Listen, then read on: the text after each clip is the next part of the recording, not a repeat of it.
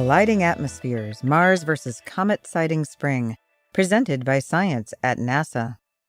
On October 19, 2014, Comet Sighting Spring will pass by Mars, only 132,000 kilometers away, which would be like a comet passing about 1/3 of the distance between the Earth and the Moon. The nucleus of the comet won't hit Mars, but there could be a different kind of collision. We hope to witness two atmospheres colliding, explains David Brain of the University of Colorado's Laboratory for Atmospheric and Space Physics, LASP. This is a once-in-a-lifetime event. Everyone knows that planets have atmospheres. Lesser known is that comets do too. The atmosphere of a comet, called its coma, is made of gas and dust that spew out of the sun-warmed nucleus. The atmosphere of a typical comet is wider than Jupiter. It is possible, says Brain, that the atmosphere of the comet will interact with the atmosphere of Mars. This could lead to some remarkable effects, including Martian auroras. The timing could scarcely be better. Just last year, NASA launched the Mars Atmosphere and Volatile Evolution mission, better known as MAVEN, to study the upper atmosphere of Mars, and it will be arriving in September 2014, less than a month before the comet. MAVEN is on a mission to solve a long-standing mystery. What happened to the atmosphere of Mars? Billions of years ago, Mars had a substantial atmosphere that blanketed the planet, keeping Mars warm and sustaining liquid water on its surface. Today, only a wispy shroud of CO2 remains, and the planet below is colder and drier than any desert on Earth. Theories for this planetary catastrophe center on erosion of the atmosphere by solar wind.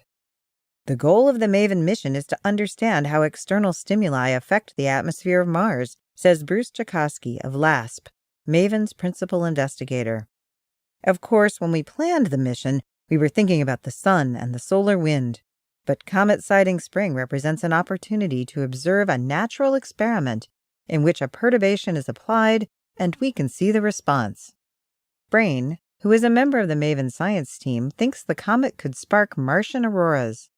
Unlike Earth, which has a global magnetic field that shields our entire planet, Mars has a patchwork of magnetic umbrellas that sprout out of the surface in hundreds of places all around the planet.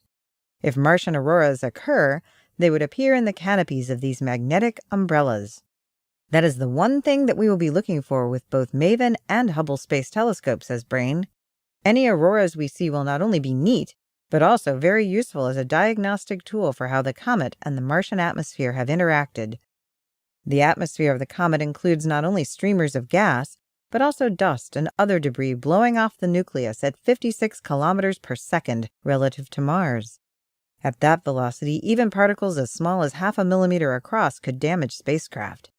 NASA's fleet of Mars orbiters, including MAVEN, Mars Odyssey, and Mars Reconnaissance Orbiter, will maneuver to put the body of Mars between themselves and the comet's debris during the dustiest part of the encounter. It's not yet clear whether any significant dust or gas will hit the Mars atmosphere, cautions Jakosky, but if it does, it would have the greatest effects on the upper atmosphere. Meteoroids disintegrating would deposit heat and temporarily alter the chemistry of upper air layers. The mixing of cometary and Martian gases could have further unpredictable effects. Although MAVEN will still be in a commissioning phase, it will use its full suite of instruments to monitor the Martian atmosphere for changes. By observing both before and after, we hope to determine what effects the comet dust and gas have on Mars, if any, says Jakosky. Whatever happens, MAVEN will have a ringside seat.